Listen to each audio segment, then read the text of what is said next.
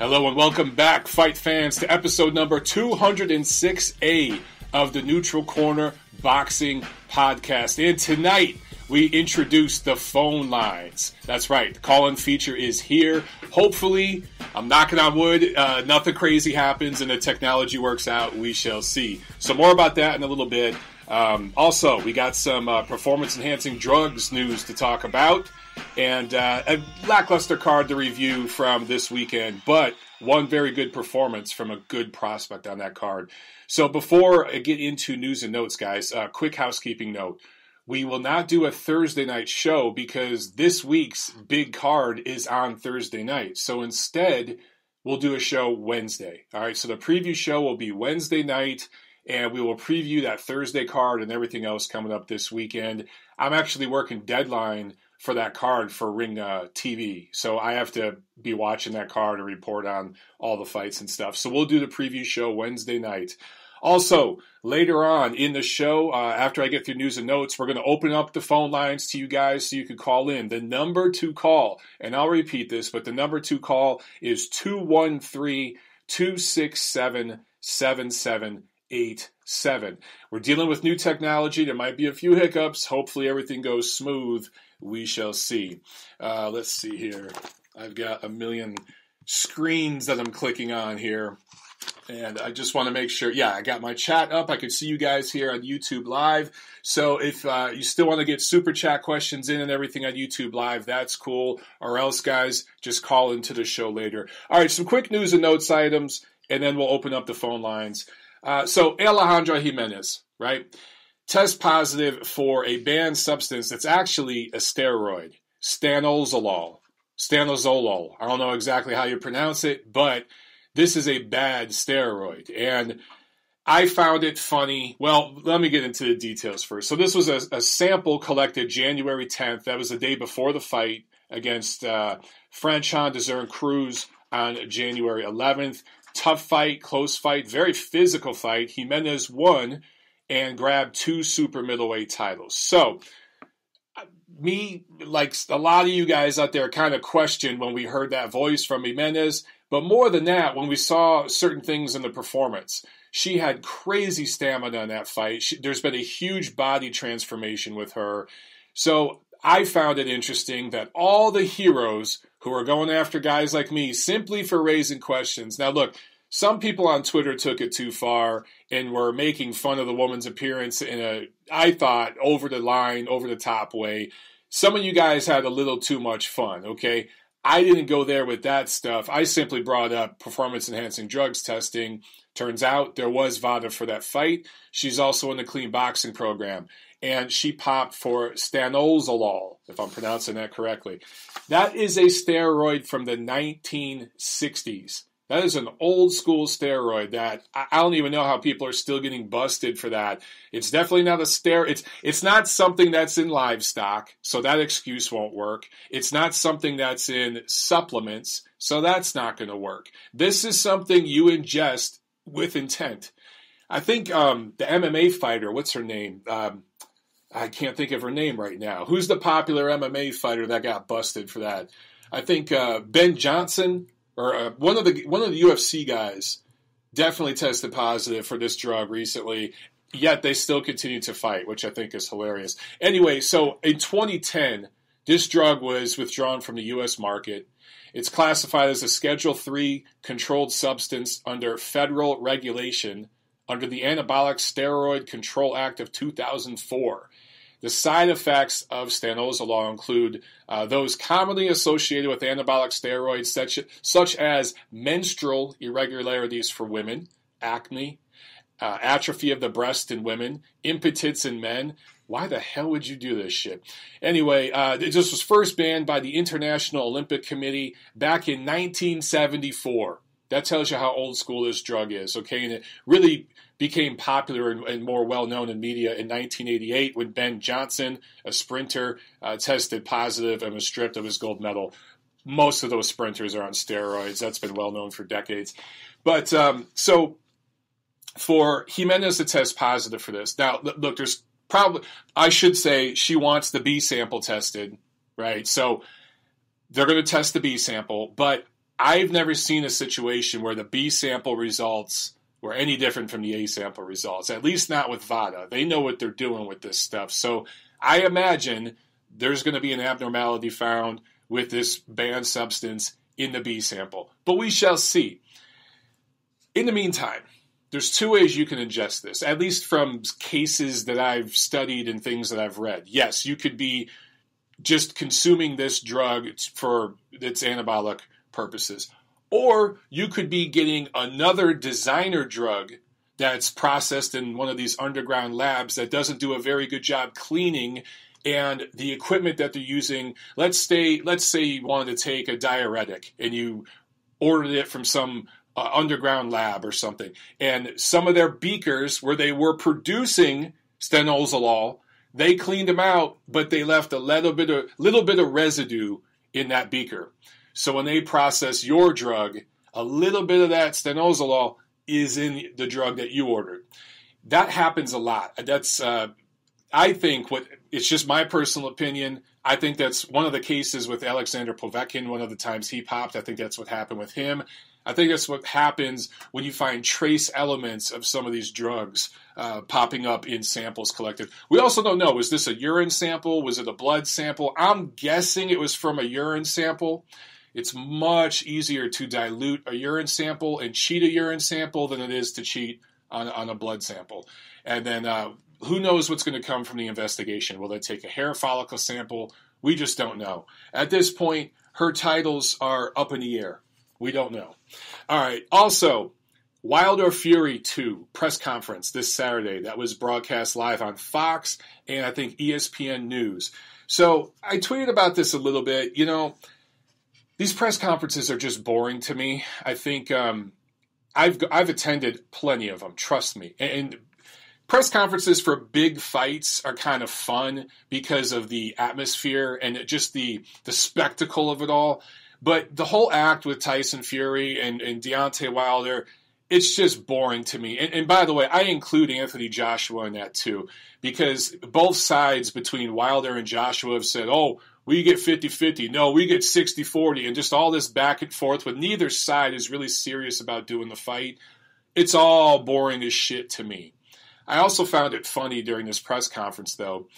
You know, all these press conferences, you have some casual, I don't know who the woman was that was asking questions, you know, to both Wilder and Fury. Never seen her before. Probably won't see a whole lot of her again. She's obviously not a boxing person. They never get a dedicated member of the boxing press to host one of these things.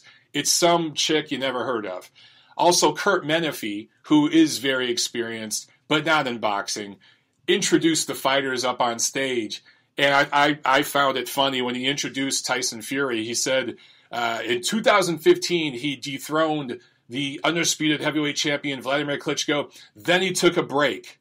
Now he's back. You know, something like that. And so, well, he didn't exactly take a break.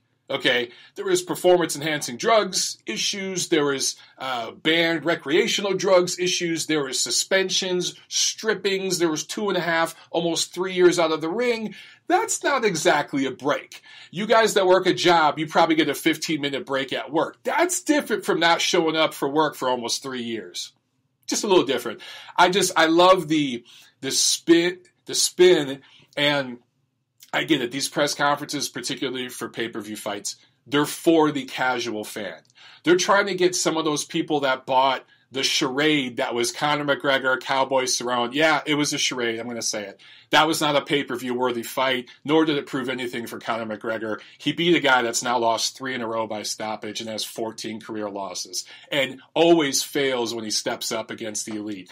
So they want some of that crowd that bought that and paid money for that gullible, casual fan to buy into this. And that's why they spin some things.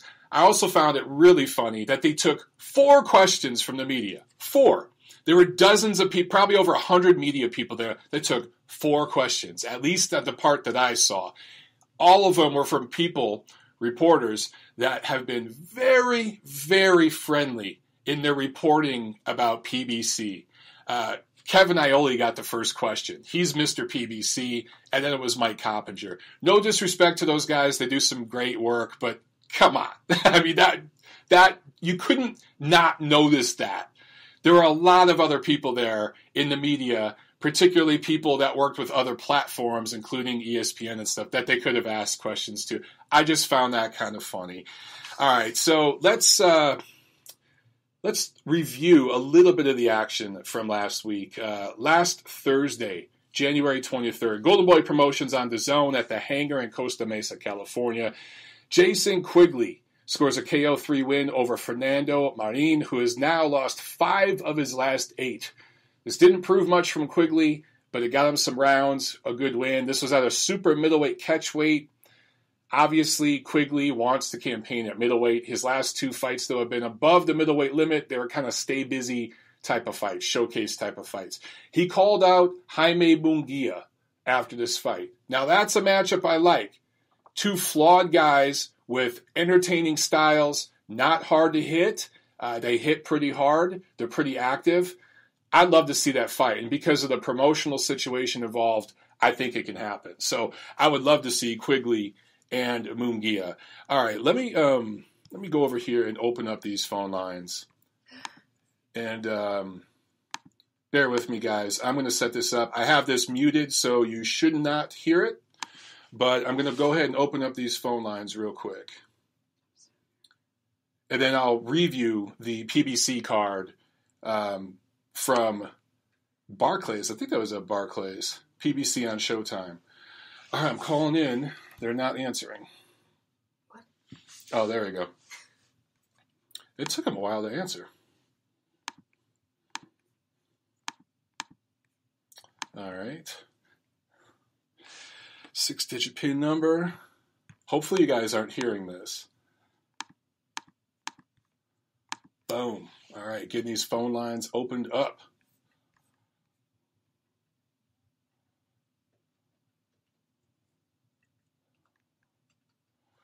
Okay.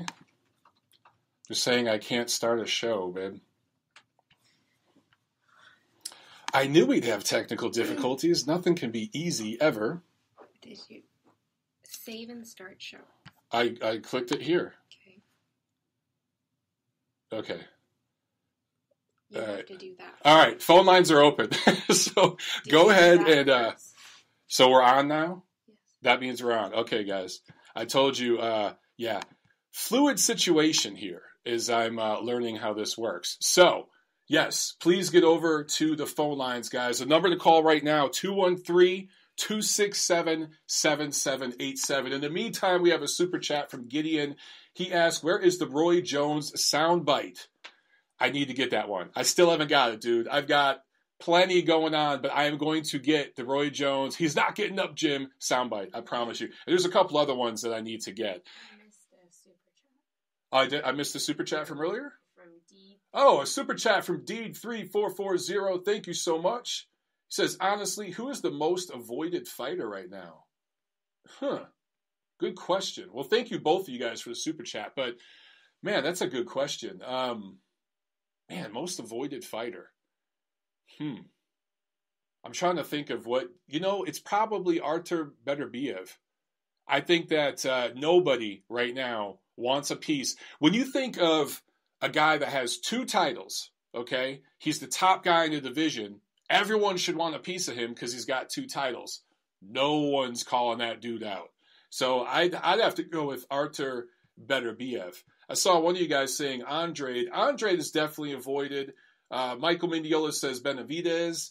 Yeah, I hear you. But again, Artur Beterbiev has 2 world titles. He's a unified champion. You beat him, you're the top guy in the division, the legitimate champ.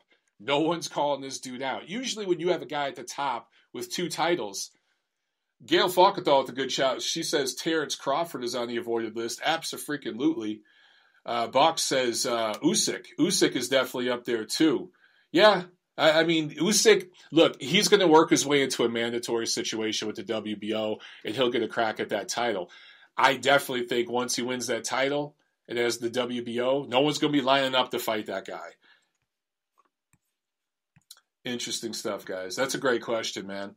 All right, so number to call, again, 213-267-7787. And hopefully this technology works out here. So you guys call in anytime, and in the meantime, we will go back to the fight review. So PBC on Showtime from TGB Promotions. This got me thinking. This was a lackluster card, and I don't want to sit here and beat up on Showtime and beat up on Steven Espinoza or anything like that. But man, this was a shit card. It just the two headlining fights were not very good. But it got me thinking. When was the last Showtime boxing card that was memorable? I want to pose that question to you guys because I honestly can't remember. I just can't remember the last time Showtime had a card that you remembered a week or two later, that people were talking about on Twitter, even arguing about, whatever, debating something, just discussing it. It's been forever. We've seen him on Fox. We've seen him on FS1. Think about this, guys. Last year, Lipinets and Peterson, that was a great fight. That was on Fox Sports 1. That was one of the best dozen or so fights of 2019. I think Fox Sports 1 had a better year than Showtime. You could absolutely make that argument. You really could. So anyway, I don't know what's going on with Showtime, but Steven Espinoza has been really salty on social media lately, and I can see why. I mean, they're having some problems over there. They're getting the scraps. I mean, they're even getting scraps after FS1, and you just didn't think that was going to happen. You know what I mean? Yeah, I think, let's see. Fluffy Bone says the Wilder KO. I'm assuming you're talking about Wilder's KO over Brazil was memorable. I guess that's the last event or moment that Showtime Boxing had, but that was a knockout over Dominic Brazil. But yeah, maybe you're right. Maybe that's the last one, but you're going back how far, man? That was almost a year ago. And what happened on Showtime Boxing since that you remember? You are right. That knockout of Brazil, that was trending on social media, like the GIF, the videos of it and stuff. But since then, nothing. Just absolutely nothing, man. Anyway, okay, let's talk about these fights. I want to talk about this prospect out of Philly, Stephen Fulton, who's now 18-0, 25 years old. He is a super bantamweight prospect. Beats Ukraine-born fighter Arnold Kagai. And this was, to me, the performance of the night. He looked really, really good, Fulton did. Proved that he's not a pretender, but he's definitely ready to contend. And you could call him a top prospect, a baby contender, somewhere in that range, right? But he called out WBO title holder Emmanuel Navarrete, which I found hilarious because coming into this fight, Kagai was rated number 2 by the WBO, Fulton number 8 by the WBO. After this win, he's going to be right there at the top of that organization. And he called out the title holder, Navarrete, who's a WBO title holder who fights over on ESPN. So some of the guys, the management there at PBC, didn't get to Fulton and tell him, hey, don't talk about that WBO stuff because we don't believe in that. Even though Brian Castano at 154 is about to fight for the WBO 154-pound title soon. I think he's been named the mandatory. So it's just hypocrisy with the WBO stuff. I have to call that out. It's absolutely ridiculous that they refuse to recognize it because they don't want their welterweights going up against Terrence Crawford. That's really all it is. It's not because they want to make a PBC belt, because if you're going to make a PBC belt, you wouldn't recognize any of the other damn titles. So I find that interesting. But yes, Stephen Fulton, performance of the night. In the co-main, Jarrett Hurd went up against Francisco Santana, a guy who has now lost 5 of his last 8, who's a true welterweight. Hurd had one fight in 2019, right? So there's a lot of rust. He went up against Santana, again, a career welterweight. I think he's fought north of welterweight maybe once or twice. And tried to change styles, tried to fight defensive, tried to box and not brawl too much. Didn't look very good doing it. Now, I understand you're coming off a loss. That's always difficult for a fighter to come off that first career loss and to get back in the win column. That's a tough thing to do. So I understand the psychology of that. I also get that you're trying to work on stuff with a new trainer. You're trying to work on some things. Okay, I get all that. But at a certain point, the 9th, 10th round, you got to be able to step it up and get this guy out of here. He wasn't able to do that. He did drop Santana late in the fight, I think in the final round, but I'm just not so sure how this new style for Jarrett Hurd's going to work. he was still, even though he was boxing and playing it safe and not going crazy, he was still getting hit a lot by a guy who's, no disrespect, a journeyman level fighter. So what happens when Hurd, the one thing I think that helped Hurd against top junior middleweights before was his pressure and activity. He was punching and coming forward. That had fighters backing up on the defensive. Now, Julian J. Rock Williams was able to expose massive flaws in his game, and what he would do is he'd fill the gaps when Hurd wasn't punching, because you can't be punching all 3 minutes of a round. He'd fill the gaps, and he used angles and spacing to get under Hurd's power, to get inside and push him back, and showed massive flaws. If you can get Hurd to basically not just roll downhill on you, you can beat him. So I didn't see anything against Santana that told me, man, this guy's new and improved, and he's going to win the rematch against J-Rock. I just don't see that. Not at all. And then in the main event, Danny Garcia, unanimous decision win over Ukraine-born, Los Angeles-based fighter, a career lightweight, Ivan Redkach. This was another fight that was a complete showcase. And Danny Garcia, he looked pretty good for the most part. He admitted after the fight he had rust, just like Jarrett Hurd. One fight in 2019 for Danny Garcia, just one fight.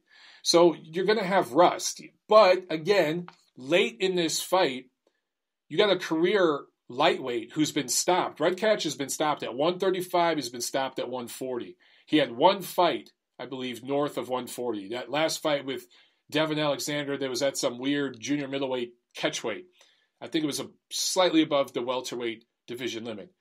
And that's it.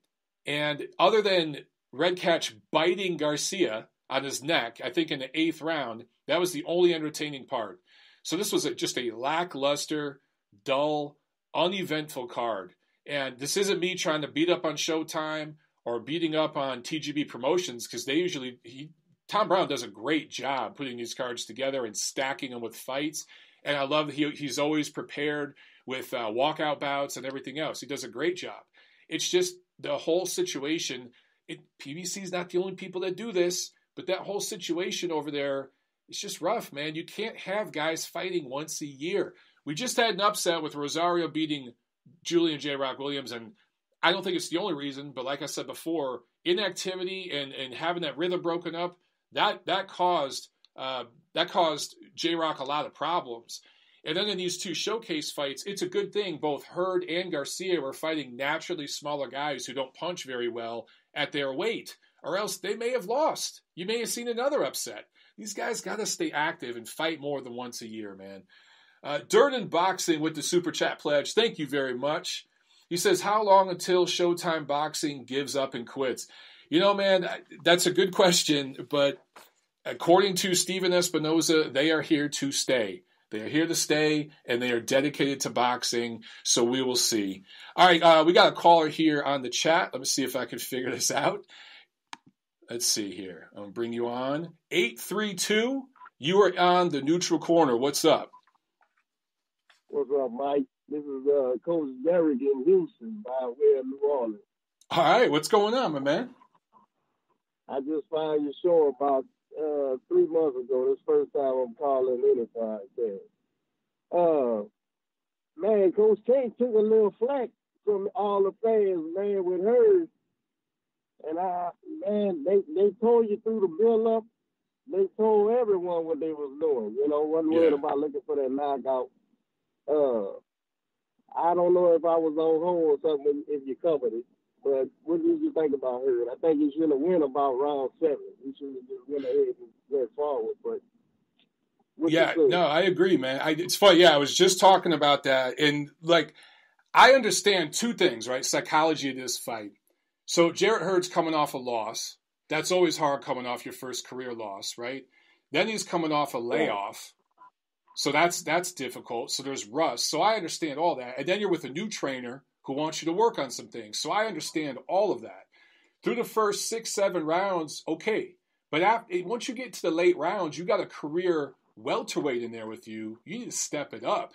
He stepped it up a little bit in the 12th round and dropped Santana. But I got to say, man, I was a little disappointed in his performance because I thought get your 8-9 rounds of work in, and then step on the gas and show us the old Jarrett Hurd, roll downhill on this guy who Santana couldn't hurt him, right? He couldn't hurt him. He knew that. Right.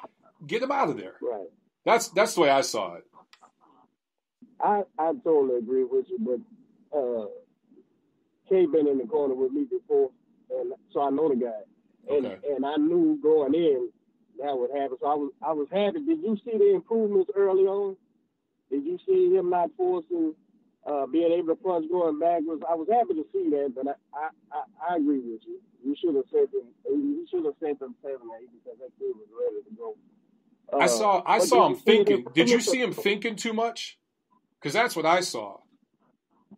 Yes. I think Hurd wanted to trust his first mind and start banging out, especially when the crowd started moving. I think he wanted to do that, but to me it showed maturity, man. Because it's almost like he stopped himself from doing it, listening to his corner. That's a great point, man. In a fight game, that's not going to build fans, right? I understand your point. That's a great point, though. You know what? I didn't think about it like that, but you're right. He did show a lot of maturity because those habits are hard to break, right? When you want to bang, especially when the crowd's booing, I mean, you could tell he was thinking about it. But you're right. He showed a lot of discipline. I didn't think about it like that. That's a great point, man. I did not think about it that way. But that sort of discipline, that shows a real dedication that he's taking this seriously. It's not all talk. He wants to make changes and get better. So let's see, man. They say it takes, 3 fights with a new trainer, right? 3 fights. Right. I told him that I would like to see them together 2 more times before they take before they end up having a fight for the title, which is not what people want. And people's going to want to Hurd to bang and trade, But I think Kay might put some years on that kid's career, man. And if he's showing a discipline of following it, man, like I said, I picked up on that because I seen he wanted to do. But he impressed me early, and then I got bored like the rest of y'all. But I seen that he was sticking to the game plan. Garcia, man, I think he was thrown alive, huh? He was supposed to knock that one out of the park. That kid ended up being tough, but. Yeah, that whole show as a whole Hurd more so because they did it on purpose, but Garcia was supposed to get his guy out of there and stand.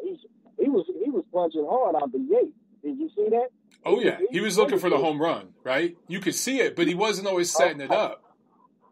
But he was looking for the home run. He that kid's ability didn't deter Danny at all. So he actually was taking chances and standing there, really. But that guy just ended up being tough. But I just want to make this point too, Mike. Listening to your show, I find it informative. I enjoy the shit out of it, listen to it. And I think we may agree maybe about 60% of the time. Because I'm not with you on the Philly boy, man. Philly's taking hits. I'm a J-Rock super fan. I'm a Philly fan. But that guy, man, what was the Asian kid's name? I forget. Who, the guy that beat J-Rock? No. I'm talking about the young fella, Fulton, right? Oh yeah, Fulton. What'd you think of him? I'm not sold at all. Really? I'm gonna put him right in the box with that Colbert kid and the Spencer kid, man. Really? I think he's better than those two. I'm not a believer. Well, he's definitely more game than those two. He's trying to win and taking chances. But I think that Asian kid, man, he's not that weight class really, huh? Yeah. Yeah, he looked a lot smaller. That was a tough guy, bro. And I didn't give him many rounds. He didn't win many rounds, but if that guy was, belonged in that weight class, we might have seen a different fight, man. You could say that about all 3 fights on that card. Yes, well, yeah. I just was impressed by the grittiness of the Asian kid, man. I'm not buying. Maybe I'll buy in a Fulton later, man, but. I'm not, man, leaning forward like that chin sticking way over his front foot. But Man, was he it doing was- that? Was he doing that because he didn't respect the kid's power? Yes. That's what I thought. And I think by the time he realized that kid was tough and he was there, then he was trying to rely on pulling, trying to pull him because that just exerted a little bit. He had to rely. He was the better athlete, clearly. Yeah. But that other guy was game, man. But it was one of them shows, man. I'm gonna be rooting for Hurd. I was a fan of Hurd even when I thought he wasn't that great a boxer. I like to call him the I like Italian, Hurd. I think Hurd's a smart kid, man. Hurd, you could tell Hurd is a smart kid that gets it. I like the way he markets himself. He's got his tees and everything, his clothes that he posts out there on social. You could tell that he's thinking down the line, and he's a smart kid. He's going to have a future after boxing, whatever he does. And I agree with you that, this style might put some years on his career. I just don't know how it's going to look against a big, strong junior middleweight like Charlo. I just don't. Him backing up, I think the way he's got to fight Charlo is just come forward in punches and bunches and stay tight. Him backing up against Charlo ain't going to work. I'm going to tell you, man, we was in what started out to be the Harrison camp, but it turned into that other Dakota team. But we was there to help him prepare for Harrison, the rematch initially when he called injury. And the one thing about Jamel, bro, you're right.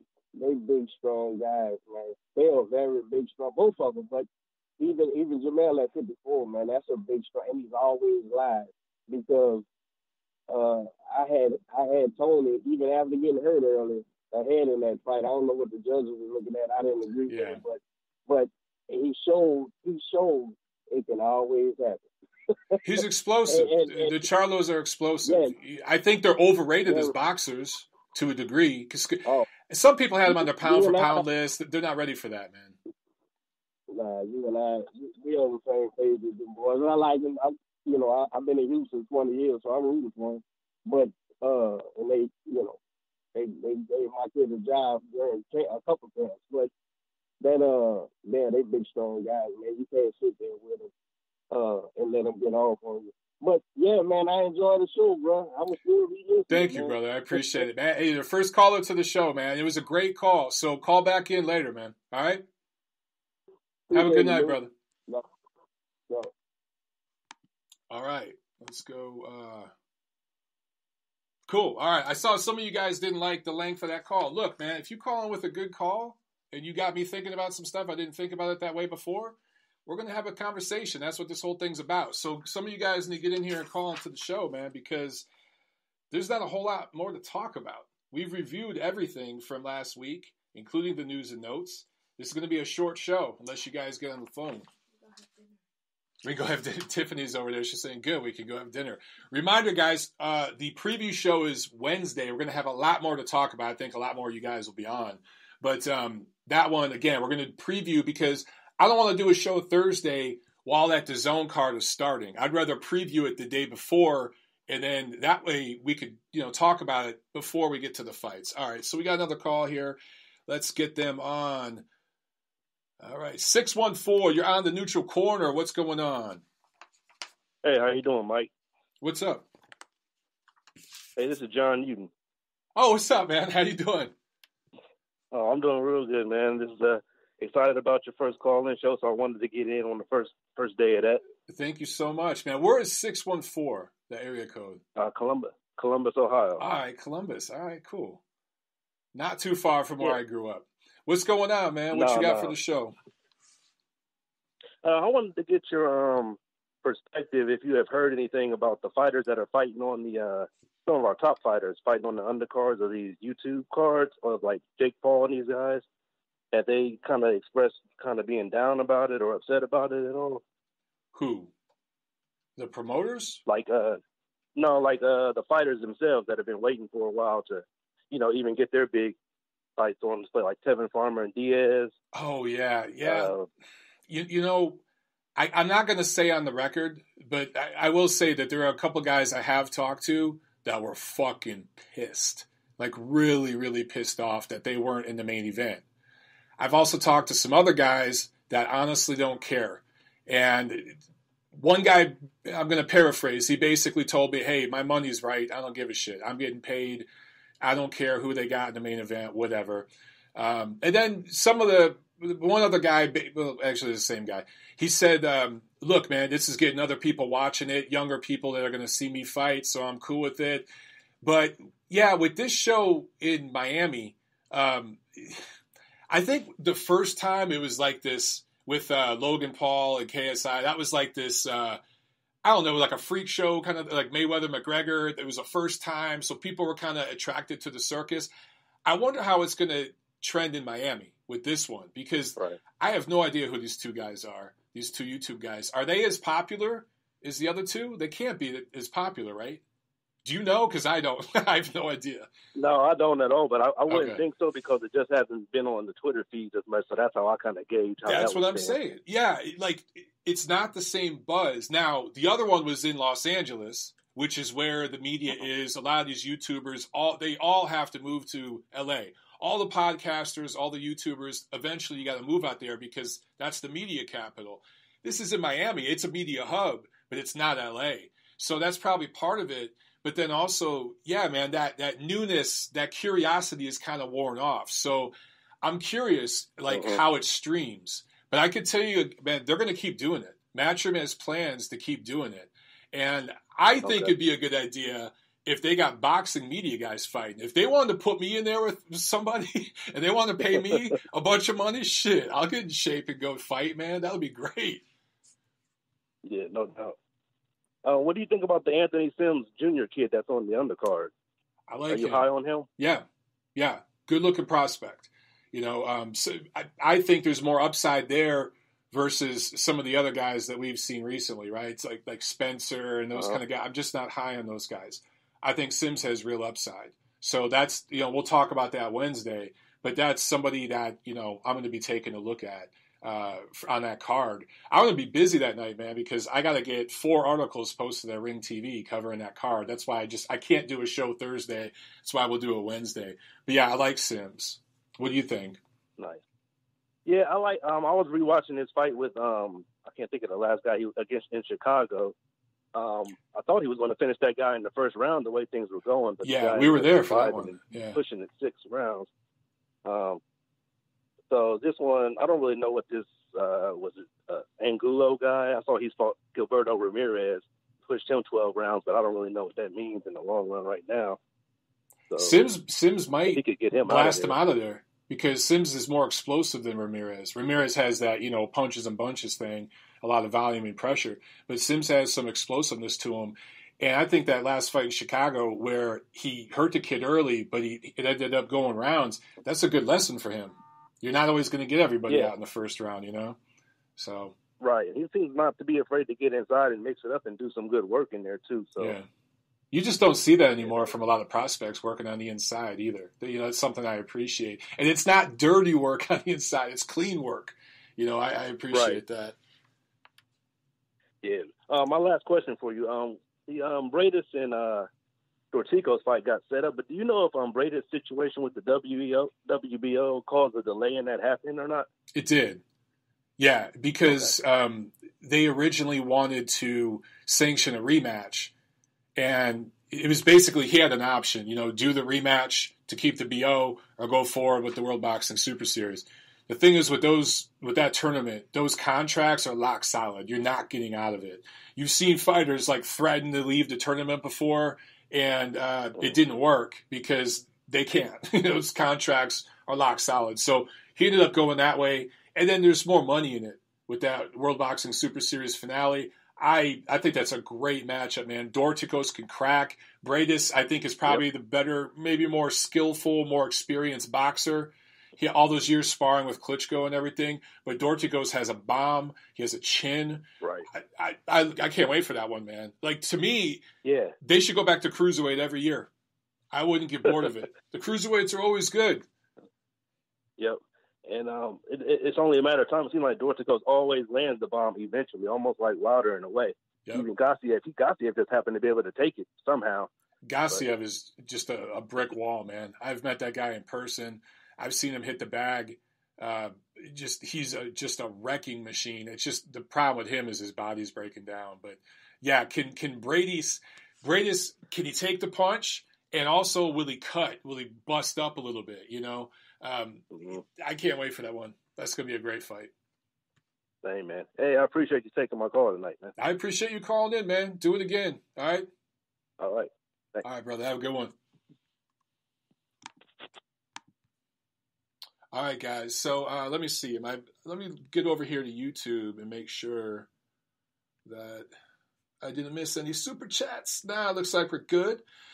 We got another caller here in the queue. Let me take this one.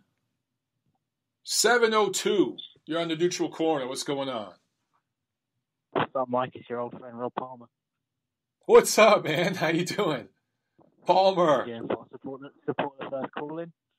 Yeah, hey, man. You got the floor is yours. You were in the ring, so go. What do you got? I want to know, I'm sorry if you spoke about this early on. I missed the first part of the call, but what were your thoughts on Bob Arum so vehemently calling out the McGregor fight for Crawford and being willing to put him in the octagon for the first fight? That was pretty damn interesting, was it not? Yeah, I talked about this, I think, last week on the show. Number one, it shows that things are shifting because you've got a brand now in Conor McGregor that boxing people are starting to talk about, right? Like for Bob Arum, who's been on the record saying he hates MMA. He said something. Didn't he say something one time like they look like they're gay rolling around the ground or something? Like some really nasty shit. Right? And now he's talking about putting Crawford in there. I think it shows that, say what you will about Conor McGregor, the fighter, maybe he's overrated, maybe he's not. The guy outside the ring isn't always the best guy. He's been in a lot of trouble. But he moves the needle. And I think that, honestly, Terrence Crawford does have a little bit of wrestling knowledge. I don't think he ever fought competitively as a wrestler, but his two sons do, and they're really, really good. Him having just that knowledge in wrestling, dude, I'd be interested in seeing that. I think if they do two fights and they did a boxing match first and then they did an MMA fight second, I think you build up to the MMA event because that's where all the casual UFC fans are going to buy into that one even more. I think that'd be huge. I don't think it'll ever happen because Conor McGregor will get hurt in the boxing match. And if Crawford loses in the MMA match, no one's going to give a shit. So I just don't think it's going to happen. But the fact that Bob Arum brought it up, that is very telling. Very telling. For me, it came across as a bit desperate that he's prepared to fight him in MMA first, especially. It shows that really, I mean, what is the next fight for Crawford? Like, you really couldn't say with any confidence what it would be, right? Right now, so they're probably going to go up. They want to go up to 154 for that WBO title and fight Patrick Teixeira and kind of do what Canelo did with Kovalev last year. Yeah, they'd like to do that. Isn't he with Golden Boy? Isn't he with Golden Boy? I think Teixeira has options with Golden Boy. Yeah, I think he is. He's a Golden Boy guy. Yeah, so that's a makeable fight. Yeah. And then come back down to, look, the good thing about Crawford is at some point next year, Taylor, Ramirez, maybe even Prograis, those guys will be moving up. So starting next year and everything going forward, he's going to have options. But I'm with you. Like right now, it's rough. Although they have seriously considered that fight with Sean Porter. So that is very possible. That could happen. And I'd love to see a fight between Crawford and Porter. I'm certainly not one of these guys that puts all the blame on Crawford's side or on Spencer's side. I think there's two sides to it. Yeah. But to me it played their cards. It showed that they really don't have any options, and it did come across to me as a bit desperate. And I know the whole he's got a wrestling background. I mean, I wouldn't be starting a high school quarterback for the 49ers on Sunday, put it that way. That's a good point. Yeah, it's not going to it's not going to end well in an MMA fight. I mean, the only chance he'd have is apparently he knows how to grapple. I've heard that, and he's practices grappling and stuff. I've heard that. I don't know how true that is, but he'd have to land a freak shot. Short of that, McGregor's going to destroy him in an MMA fight, and Crawford will destroy him in a boxing fight. But they'll make a ton of money. If they did it, they'd make a ton of money, man. Tens of millions of dollars. So it is prize fight. They would. I mean, I don't think Crawford is necessarily a big enough name for it to be bigger than a traditional MMA fight for McGregor. I don't think, in terms of, if you spoke to the average guy on the street, I don't think they know who Crawford is over like the average kind of top 5 guy in MMA. So that's why I say if you do it, do the boxing match first to introduce Crawford to the MMA fans. And the thing is, Crawford's nasty. Like, he gets in the ring, he gets really nasty. So if McGregor got a little chippy with him, Terrence ain't gonna like carry him and be polite like Floyd did. He's gonna go right after him. And I think that could maybe get people talking, and maybe you build up the MMA fight. Well, now it's Conor's turn to whoop his ass. It could work, but I'm with you, man. I just don't think it's going to happen. McGregor has so many other options, right? He fought Cowboy Cerrone on pay-per-view, and nobody in MMA gave a shit. Everybody, all the UFC fans, I talked to a bunch of people, they didn't care that was pay-per-view. They all bought it, and they didn't mind that the guy was coming off 2 straight losses. It didn't matter to them. So, McGregor can do whatever he wants. He can fight whoever he wants. Yeah, I'd say what UFC has done is build their pay-per-views to become the brand of the UFC sells more than the fight. Yeah. And people get together. Like, I went to a party and there was 50 people there. I don't think I've ever been to a party with 50 people for any boxing match. Only for I've been to fights with over 100 people, but they were either Mexican fights with Mexican American family like get-togethers and stuff. Like, those were some great times, man, back in LA. And then for Mayweather Pacquiao, of course, I was at a huge party for that. But yeah, you're right. And you made a great point, Rob, because with UFC, it's like the NBA, the NFL. It's the brand. It's like a league, right? People think football, they think NFL. They think basketball, they think NBA. When you think MMA, you think UFC. It doesn't really matter who's on the card. They're buying the UFC. With boxing, no one gives a shit if it's WBC, welterweight, catchweight, WBO. No one cares. It's about the main event fighters. That's about it. Yeah, absolutely. That's something we need to fix. I think in boxing, we really need to fix that because it's not sustainable. Well, it's I mean, it's tough with the format that the sport is in, where you don't really have a league or one overarching governing body. I mean, not to get too much in the weeds of it, but really, the UFC has an advantage from the perspective of that they can control. Obviously, they can control the purses. But it means they can control the investment that they make in their product from every aspect. And promoters aren't able to do that because their bottom line is razor thin. Most shows are losing money, I would imagine. It's only when they get to the big shows that they make the money. Right. And that means instead of employing 10 people in their marketing department, they have 2. And that makes a difference. Well, then also with UFC, you have more sponsorship network support built in. But then the fighters take maybe 25% of the revenue. In boxing, the fighters get 75%. So the fighters in boxing do have a lot more control. They get a lot more money.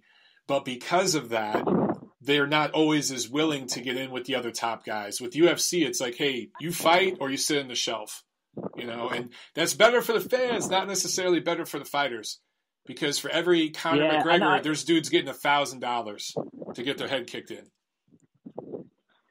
I know. I think that's a little bit overstated. The difference in what a kind of take what Danny Garcia might be getting paid to the equivalent in terms of ticket sales and interest is certainly getting paid less.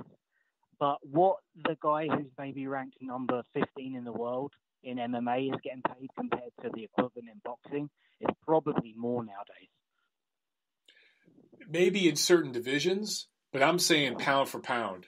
Because you got to think with boxing, the difference is boxing is such a global market. I mean, there's guys like Naoya Inoue never has to leave Japan. He doesn't have to. He already has, and he will again. But if he wanted to fight the rest of Ryota Murata, what is he truly ranked pound for pound? 50 in the world? The guy's a stud over there in Japan. So you have such a global marketplace. And, we're getting into the weeds. People are probably getting bored with this. But, I mean, I'm with you, man. I'm with you. I mean, there's definitely some things that the boxing promoters could learn from the UFC guys. But then I also wonder, 50 years from now, will the structure of UFC look a little bit more like boxing as the fighters get more control? It will ultimately happen. And the UFC can't control it forever. There will be a rival brand somewhere in Europe or Latin America, Asia, wherever, that will start building up a brand over in a different part of the world. And then it's going to start to break up, and it's going to start to look like boxing at some point. It's probably going to take a while to get there, though. Yeah, it could well be the case. I mean, I would like to see. I certainly don't want to see a monopoly in boxing, but I think there's too many networks showing boxing right now. Yeah. We're getting quality over quantity. And if we got back to the days of having two networks, I think we'd be in a better place and we'd be seeing better fights just because there's less options for these fighters. Right now we're getting, main events like, what we got served up this weekend. I didn't even watch it. It wasn't worth it. You didn't miss anything. To be honest, I wouldn't be a subscriber of Showtime if it wasn't free as part of my cable package. I'm the same way. Yeah, I haven't paid for Showtime in years. You call every 6 months and say, "Hey, I'm going to leave," and they say, "Oh, we'll give it to you for free for a year." Okay, so yeah, I wouldn't pay for that shit. I canceled my HBO subscription years ago, but it back in the day. You knew boxing was either on HBO or Showtime. That's it. And now it's all over the place. How long can this last? And even then, HBO was still kind of had like a 75% market share as well. Right. Yeah, I agree. And like at some point, what we have right now will consolidate. This ESPN, Fox, Showtime, Fox Sports 1, DAZN thing can't last forever. There's going to be some consolidation. Some promoter's going to jump over to another, platform. I mean, it'd be a massive, massive move if, I don't know, somebody left DAZN and went to ESPN with Top Rank or something. You got to think over the next 5 to 10 years, things like that will happen. Right now, it is quantity over quality. But look, DAZN's 2019 was pretty damn good. If they can match that in 2020, that's pretty good, man. Yeah, I'm pretty excited for the card coming up this Thursday. Yeah. I'd say the most interesting thing is that, Fox and Disney, ESPN, they're together now. And what will that look like in 5 years' time? It could just be one network. There'll be no Fox Sports. There'll be no, they'll all be merged together. And that could, force the hand of these promoters, or they decide to go with just Top Rank or just go with BBC, and that kind of pushes one of those companies out of the market as well. Yeah, there's a million possibilities. I think it's an exciting, interesting time to be involved in the sport. I think, what we're getting right now with Wilder Fury, where they have a built-in deal for a third fight already. They're trying to do a third fight this summer if they can. I mean, the way the networks are basically telling the promoters what to do, because the executives are like, hey, we're going to play ball and make this thing happen. Maybe this is a glimpse into the future. I hope so, but we shall see. It is boxing. They don't want DAZN or any equivalent of DAZN to be a success. So maybe it's in their interest to kind of phase those guys out. Yeah, DAZN could crush the whole establishment if it took off. That's a huge if. That's a massive if. There's how many diehard boxing fans in America? 1 million? 2 million maybe? If you get them to subscribe, okay. Hearn said, Hearn says a lot of stuff, but he said they're close to 1 million subscribers on DAZN. Yeah, they are. And I can't think what else they're subscribed for. And he was specifically talking about in the United States. Yeah, it was around I think 800,000, and then they got a slight bump at the end of the year. I think the AJ Ruiz fight bumped them up, and a lot of those people bought in for the year and everything. So, look, it's been around for a year. You've got 1 million subscribers, almost. That's pretty good. Yeah, ESPN Plus has like 4 million plus, or it might even be more than that. But they have all sorts of different sports, and they're a massive, massive company. If DAZN can keep this going and get to a place where they have 2-3 million subscribers here in the USA, and they continue expanding in other markets, other countries, which they plan to, it might be okay. It might work out. The main thing is they got to keep with the fights. They got to have good, great fights. Like that fourth quarter last year, I haven't seen a schedule like that. Insane. Yeah, I mean, you have to go back to the 90s, like HBO Boxing After Dark, those days. So if they can keep that shit going, even if you get 1 quarter a year like that in the zone, it's got a chance. But it's going to be tough. It's going to be really tough, man. Yeah, it will be. All right, man. Thanks for taking my call. Yeah, man. Thanks for calling in, Rob. Call back, man. All right. Have a good one. Bye. All right, guys. I saw a couple super chats I want to get to. Trini with the super chat pledge. Thank you so much, Trini. Call in, brother. Give me a call, man. I'd love to chop it up with you. But thank you for the super chat. And I saw there was another one on here too. Did I miss it? I might have missed it. Holy shit. You guys have been going crazy in the chat. Survive with the super chat pledge. Thank you very much. He says, I want to see you fight Radio Raheem. Dude, if DAZN paid me and Radio Raheem 6 figures to fight each other, we could probably make that happen. I'm sure Radio Raheem would say the same damn thing. That would be fun. If you had a card, honestly, if you had a card with guys like me, Radio Raheem, Mike Coppinger, I can't think of other guys, but if you had a bunch of guys like that lined up on a card on the zone and we all fought in Staples Center, damn well you'd watch that shit. If you pay me, I will show up. All right, guys, one more call and then we're out of here. All right, we've been going for almost an hour. 601, you are on the neutral corner. What's up? 601, area code 601. They hung up. That's a knockout. We just got knocked out. All right, guys. Awesome show, man. And again, I understand some of you guys in the chat were like, man, some of these phone calls are going too long. Guys, it's going to be a feeling out process over the next couple months, okay? But we'll get the flow. We'll get the flow going, all right? So Wednesday night, all right? Wednesday night, guys. Call back in, and we'll preview everything coming up this weekend. All right. Thank you so much to all of you guys for being here on the show. This was a lot of fun, and some bumps in the process, but we will figure it out. And man, just think about all the possibilities. Oh, another super chat from Gideon P. Tiffany's phone's going crazy. He says, "Before you go, Chiefs or Niners? Who you got?" I got Chiefs. I think that the NFL wants the Chiefs to win for Patrick Mahomes because they're all in slobbing that guy right now, and for Andy Reid. He's the happy grandpa everybody loves. So I think that's what the league wants, and I think that's what the league's going to get. All right, guys. See you Wednesday night.